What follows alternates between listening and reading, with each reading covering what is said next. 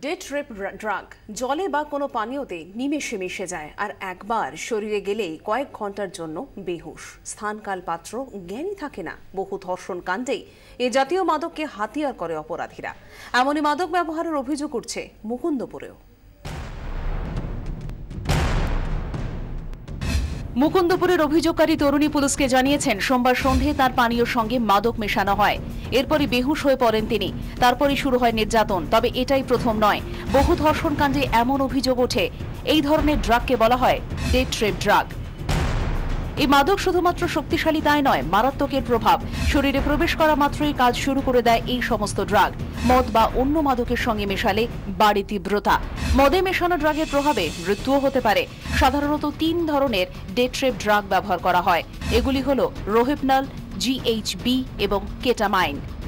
রোহিপনল কাজ শুরু করে মাত্র 30 মিনিটের মধ্যে। সোজা হয়ে দাঁড়ানোর ক্ষমতাও থাকে না। কয়েক ঘন্টা থাকে এর প্রভাব। পানীয়তে মেশানো হলে সময়ের সঙ্গে রং ঘন নীলচে হয়ে যেতে থাকে।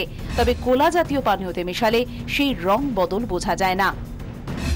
GHB ড্রাগও 15 মিনিটের মধ্যে কাজ শুরু করে দেয়। সামান্য নোনতা স্বাদের এই ড্রাগ ফলের রস বা মিষ্টি পানীয়তে মেশানো হলে বোঝা সম্ভব নয়। কেটামাইনও সাদা পাউডারের মতো সহজে পানীয়তে মিশে যায়। এই ড্রাগের নেশায় কি হয়েছিল তা অনেক সময় মনে থাকে না। এই ধরনের মাদককে ক্লাব ড্রাগও বলা হয়। অন্য অপরাধও এই মাদক ব্যবহার হয়। এর থেকে বাঁচতে অপরিচিতের দেওয়া পানীয় খাওয়া উচিত নয়। ব্যুরো রিপোর্ট, 24 ঘন্টা।